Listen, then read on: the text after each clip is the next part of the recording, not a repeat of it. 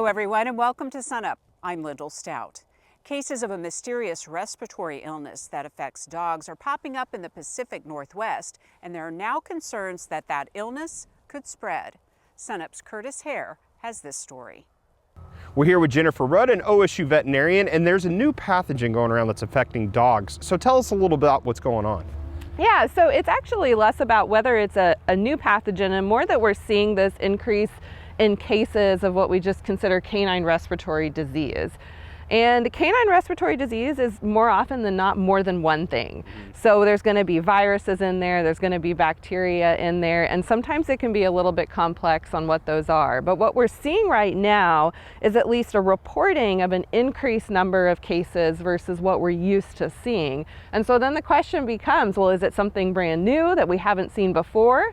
Or is it simply just an increase in the cases we're used to seeing that are flaring up in different areas through the U.S.? And so that's part of what we're working on and trying to figure out and how we're going to handle that. You said different parts of the U.S., so where is this occurring? Yeah, so most of the media reports at least are coming out of the Pacific Northwest right now. And so in the areas around Washington and Oregon. I will say though that when we look at the actual numbers in those areas, we're not necessarily seeing an alarming increase beyond what we've seen in the last couple years in respiratory cases in dogs in those areas. It just seems to be that there's some severity in there that may be a little bit new, and maybe just enough that veterinarians in the area are starting to get a little bit more aware of things they should be watching for to respond to a little bit faster. So what type of severity are we seeing? Yeah, so the chances of this particular outbreak we're seeing right now, the chances of a severe outcome are still really, really low. And I think that's important to note because it tends to be that the stories we hear, right, are going to be the ones that go really badly. And the reality is the vast majority of these cases are going to be very mild and what we call self-limiting, which means that even without intensive care, they're going to get over it anyway. Similar to what we see in our kids when they hit those winter months, right? And we see those outbreaks and things like flu and the cold, and we don't necessarily expect them to be in a hospital because of that. Most of them are going to be fine regardless. But we do have a subset of dogs that seem to be having a more severe outcome, a really fast, rapid decline associated with a pneumonia, which is movement of that infection into the lower respiratory tract, into the lungs themselves. And those are the things that we really need to be cautious about because those are the types of disease presentations we do need to act quickly and get them more aggressive supportive care in order to improve that outcome for them. And I think it's probably really important just generally speaking as, animal owner, like pet owners, that your pets get sick. And I think that's something that a lot of people maybe forget about that. We're concerned about us, but pets get sick too. And we have to remember we're coming off the heels, right, of a global pandemic. And that affected pets as well. Exactly. And so even with the background that we have with COVID, I think we have to be really cautious of being overly reactive too. And so I would say even with your pets, think of it as you would your kids to a little extent, right? For those of us that have kids, it really is similar to that, where if you look at that dog and they're eating well and they're happy and maybe they just have a little bit of cough, call your veterinarian, talk to him over the phone, but you probably don't need to worry about bringing that dog in right away. You can get some things to watch for at home to make sure it's doing okay, and it probably doesn't even need a whole lot of intervention or therapy to get through that, just like we would with our kids that pick up those seasonal viruses at home. It's just we need to be a little more vigilant and aware about what are those indications, those signs that may say we should go ahead and get this dog seen sooner to ensure that we can get them the treatment they need so that they're going to be okay. Or taking them to the dog park and exposing, so pathogens that's to another other really big thing. And I would say too that that's not something that's necessarily new to this year either. As we move into these winter months, into these winter season, we see increases in these respiratory cases. And anytime you're going to take your dog into a situation where you don't have control over those other animals that are coming into contact, you don't know their vaccine history, you don't know if they're cared for, if they have clinical signs of disease, those are the types of settings we really need to avoid right now. I guess just with everything, just be mindful and not worry, really. Exactly. There is absolutely no need to panic or be overly anxious.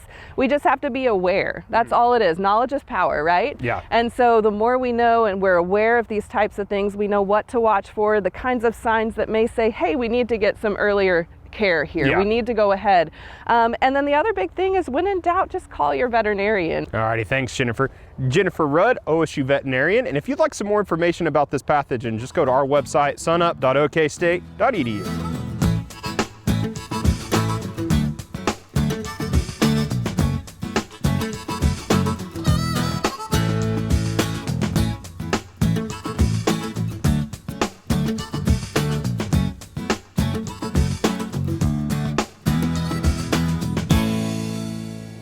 Welcome to the Mesonet Weather Report. I'm Wes Lee. Managing cattle in the wintertime can be difficult due to cold weather, limited forage supplies, and supplemental feeding requirements. A tool called the Mesonet Cattle Comfort Index was developed to help livestock producers better manage animals in extreme hot and cold environments. This map from Tuesday shows that on that day, the index was either in the comfortable or slight cold caution range. This index utilizes temperature, wind speed, humidity, and sunlight to come up with a number that symbolizes how cattle might react due to the weather. A feature of the tool allows producers to look at a graph of the past 45 days or the past 10 days along with the 2-day forecast feature. Available tables show that in winter, temperatures are adjusted higher due to high humidity and winds, but lowered with strong sunlight. Cattle exposed to a colder index will require some extra attention to help them cope with the added stress. A rule of thumb for feeding cows in cold weather is to increase feed by 1% each degree the Cattle Comfort Index is below 32 with a dry hair coat. Limit increases to no more than 25% to avoid digestion issues. For extremely cold temperatures or wet conditions, it may require an increased feed level before or after it occurs. Now here's Gary, focusing on the most current drought data. Thanks, Wes, and good morning, everyone. Well, last week's snowfall did give us just a little bit of improvement on the latest U.S. Drought Monitor map. I hope the rain we received earlier this week is going to give us a few improvements as well, but of course it has to fall in the right place. That being said, let's take a look at the newest Drought Monitor map and see where we're at. Well, we still have the same basic pattern, not a lot of big changes. We did erase a little bit of that moderate to severe drought up in north central Oklahoma, just a tiny bit of it, where that heavier snow fell in just the right spot. Unfortunately, though, we still have those long-term drought conditions in north central Oklahoma with the extreme drought, also down in far southwestern Oklahoma, and a little bit down into south central, southeastern Oklahoma. So these are the areas we most need to target. Now let's take a look at why we're having those long-term drought conditions. If you look at the map for 2023 thus far, at least through most of November, we do see, over in southeastern Oklahoma, we have a good 45 to 60 inches in the extreme parts of that area of the state. Over in southwest Oklahoma, however, less than 20 inches in places, also out in the panhandle. But the northwestern half of the state, down into southwest Oklahoma, in dire need of rainfall. And that also shows up on the departure from normal map for that same time frame. Deficits up in north central and northeast Oklahoma, greater than 10 inches in some cases as much as a foot. Down in southwest Oklahoma, we see greater than 6 inches, and also greater than 6 inches down in south central Oklahoma. So again, these are the areas that need the most help, at least right now, for drought conditions. Well, let's take a little bit of a look ahead as we get farther into December, into that first and second week. Unfortunately, we do see continued increased odds for above normal temperature, so that won't help the drought situation if we do get a little bit more evaporation with that heat. Then we look at the rainfall. When we look at this December 7th through 13th time frame, we don't see any wet conditions in the state, but we also don't see a lot of abnormally dry conditions popping up on this outlook. So I guess that's the best news. Okay, it's a dry time of the year anyway, so any precipitation we can get goes a long way towards relieving drought, or at least stopping it in its tracks. That's it for this time. We'll see you next time on the Mesonet Weather Report. They say a little competition can be healthy, and the OSU Wheat Improvement Team is certainly testing that theory when it comes to crop management. SUNUP intern Elizabeth Hokett put together this story. So today we are out here planting our TAPS plots. So TAPS is the Testing Agronomic Performance Solutions program that we are implementing in wheat here first time at OSU. And so as you can see here, we have a no-till field that is managed by the Soil Fertility Program.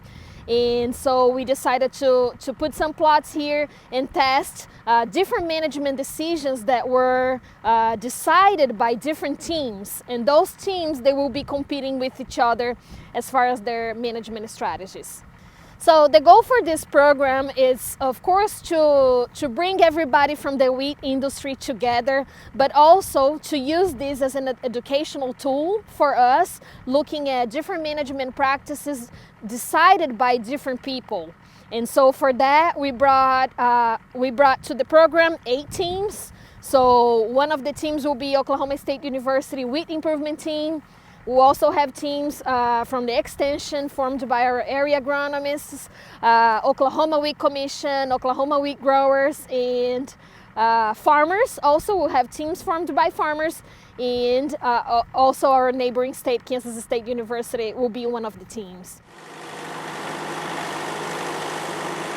So the TAPS program that we're implementing this year in wheat is actually an older program. We've been doing it for several years out in the Panhandle, looking at TAPS corn, TAPS cotton, TAPS sorghum, and it really came from UNL, University of Lincoln, Nebraska, where they started it up. And it's a competition that allows producers and university people to kind of get in and try different things. So we want to look at how does management decisions impact, you know, the yield and the quality. And so we really wanted to bring this down, Amanda and I wanted to bring it down into our wheat belt and look at it here. So it's really fun. I'm really excited about getting it implemented this year. And we're just taking it the next step from the corn and cotton projects. Final message here will be, from those different management practices, what are the most profitable practices that we can have? What are the, like we say, the bean buster, the highest yielding practice, and bringing this information directly to farmers. So whenever we harvest here, everybody will have access to the results, and it will be a very informative program for our producers.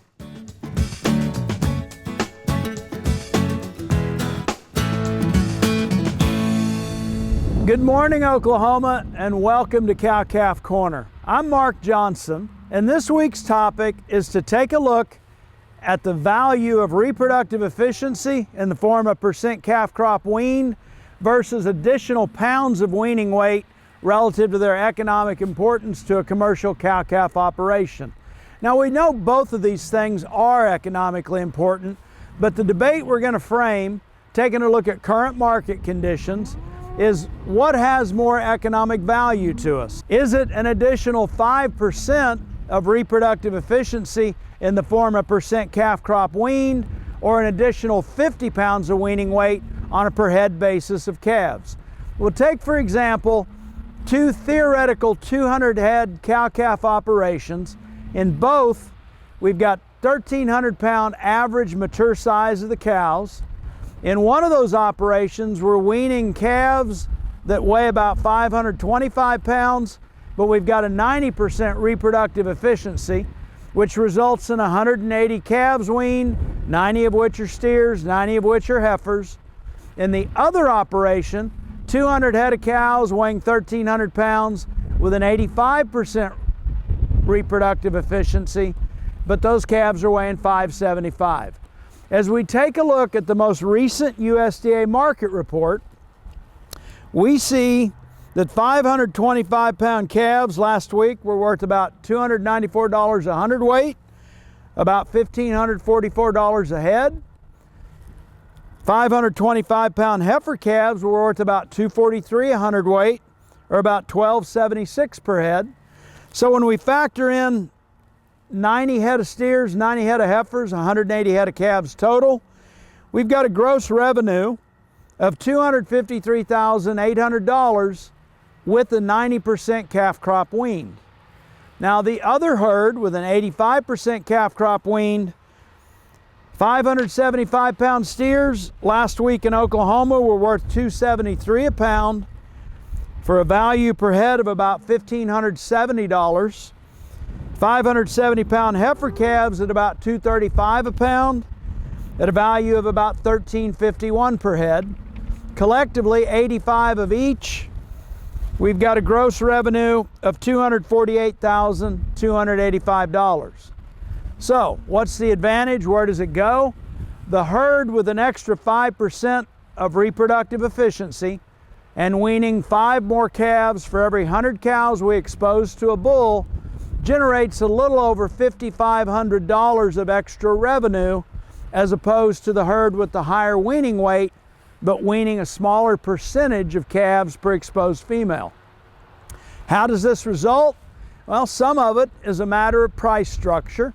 The lighter weight calves are worth a little more per pound, but it speaks volumes about the importance of getting more of our cows to actually get bred, raise a calf to weaning every year relative to those input costs that we've got.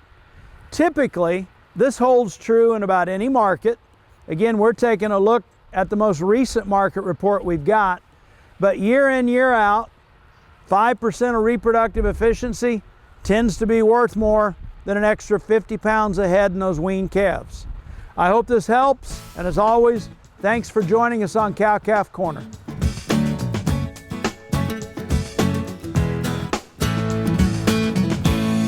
Dr. Kim Anderson, our crop marketing specialist, is here now. Kim, why don't we start with the latest on the crop markets? Let's start with prices. Prices reflect what's going on in the markets. You got wheat prices around $5.70 right now. We've gained about 20 or 25 cents over the last week. Remember, go back a couple weeks, we said that prices were going to be erratic during the holiday season, and that's what we saw last week. Just prices on wheat coming down. Really no reason. There were just more sellers in the market than buyers. They came back up this week. That's what we're going to see happening in the wheat market. You know, you can go back to July, $8.50 prices are down now around $5.70. Farmers are saying, Kim, can't you get that price back up for us? And I'm saying, no. You look at wheat, at corn prices, we've been up around $4.85. They're down now around $4.40, and that's because I think the U.S. harvest is a little higher than expected. And we've seen from late October to now that price decline in corn. Bean prices have been a bright spot. I talked to a farmer yesterday. He said, I got my beans in and came in better than expected on yields, and he's got a relatively good price, up around $12.90 now. It was down around $12.20 if you go back into early October. So good prices coming up in beans. You look at cotton, they've been backing off just a little bit. You know, they watered around 83, 84, 85 there for a long time, went down around 78, back up around 79 or 80 now. That's on the March ICE contract for cotton. What are you hearing in terms of forward contract prices? Well, if you look at wheat for 24 delivery, 24 harvest, around $5.75. You know, so it's higher than the current price. You go southern Oklahoma, you need to take about 30 cents off of that, and the Panhandle add around a dime. If you're looking at 24 corn crop, $4.80, again, just a little higher than current corn prices. You go out in the Panhandle, though, you can get another 60 cents on that because real good demand out there. Soybean prices lower than the current prices at $12.20 for 84 delivered beans.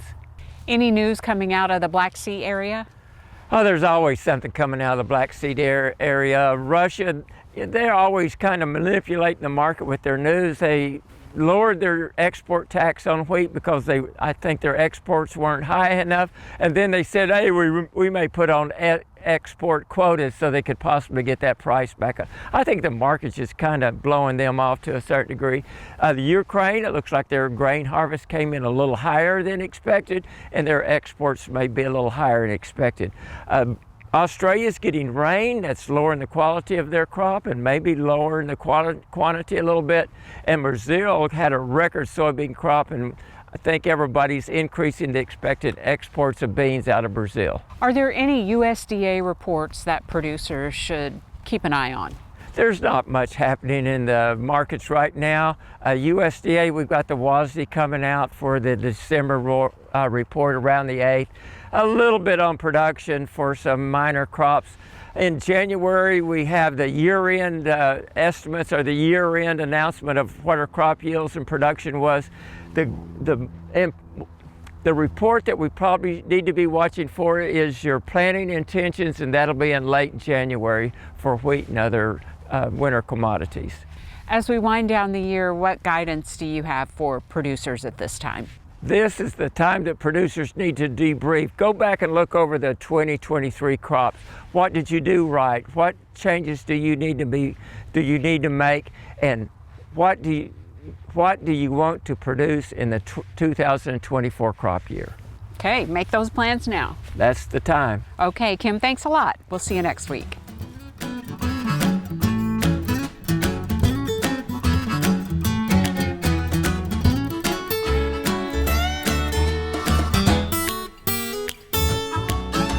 And just a quick reminder about the upcoming Ranchers Thursday Lunchtime Series. The upcoming webinar sessions will be, well, Thursday of course, but the dates are December 14th and 21st, and both will be at noon. On the agenda for the December 14th webinar will be Dr. Rick Funston from the University of Nebraska, who will discuss beef heifer development and lifetime productivity. The following week, OSU's own Dr. Dan Stein will discuss heifer development strategies. These webinars are free, and if you would like a link to register for these events, just go to sunup.okstate.edu.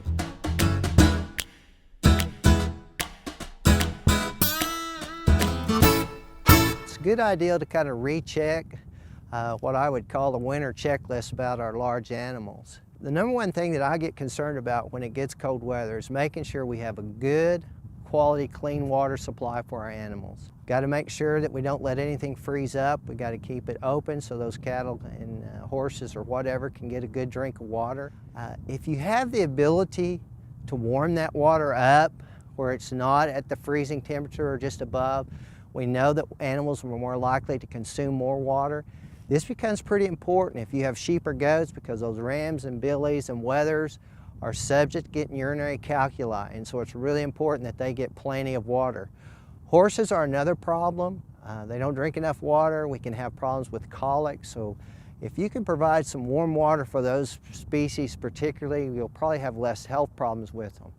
The other thing we have to be concerned about is it takes a lot of energy to stay warm when it gets cold, so we need to look at our feeding. We're probably going to have to provide some extra feed during this time. The last thing I would talk about is shelter. Obviously we can't build barns big enough to house all our cattle, but if we can provide them with a windbreak or maybe an area where there's some trees that they can get into to provide them some protection from the elements, a pasture that's got some tall grass where they can bed down and stay warm, these will all help them as far as being protected from the elements that they encounter.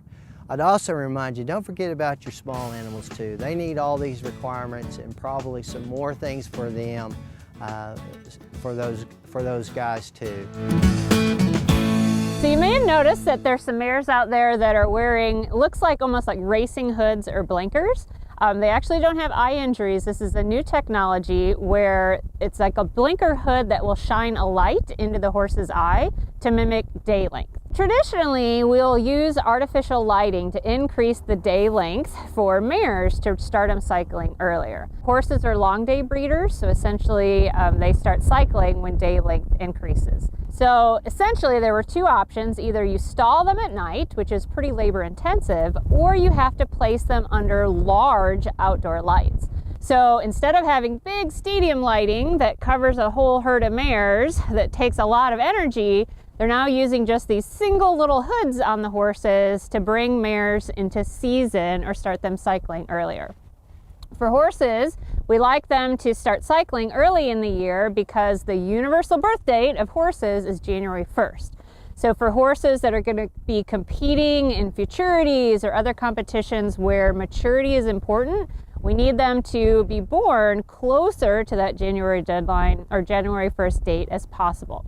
So by adding light to the mares, they're going to think the day length is longer than it already is and start them cycling earlier. For more information about estrus cycles and breeding in mares, go to sunup.okstate.edu.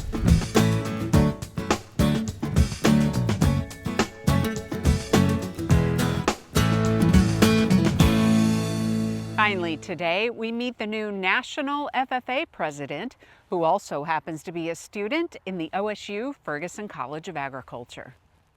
Yeah, so we're here. Everyone is graciously celebrating me as I'm getting ready to head off to serve as the National FFA President. I was recently elected on November 4th at the 96th National FFA Convention. I'm from the state of Michigan, so I'm a transfer student here at Oklahoma State University. I grew up about 30 minutes from Lansing, which is our state capital. I transferred in January, so I haven't even been here a year. And the time here, the mentors and the professors and everybody that poured into me really made being able to be a national officer possible. They supported me, whether trying to get a practice interview or connect with some industry representatives or just talk to a professor about what's going on in the industry. That was really helpful for my time as I was preparing. And so I really appreciate the faculty for that reason. I just feel honored to represent Michigan in that way. I feel honored to put my home chapter, Corunna, on the map, and I'm just so excited to be able to serve in that capacity and hopefully help others to see that they could too. It feels surreal, but to me it means the opportunity that I can connect with people more for another year in our organization. I really value one-on-one connection, and so I'm just so excited to have this platform to connect with members and hopefully to inspire them and to help them want to maybe someday be in this seat too. FFA is important because it gives students an opportunity to discover who they are and to truly dive into their full potential. FFA really can change the trajectory of your life in a really positive way. And speaking of FFA, we want to congratulate the students in Stillwater for being named the top chapter in the entire country this year. And that'll do it for our show this week. A reminder, you can see us anytime at sunup.okstate.edu and also follow us on YouTube and social media. I'm Lyndall Stout. Have a great week, everyone, and remember, Oklahoma agriculture starts at sunup.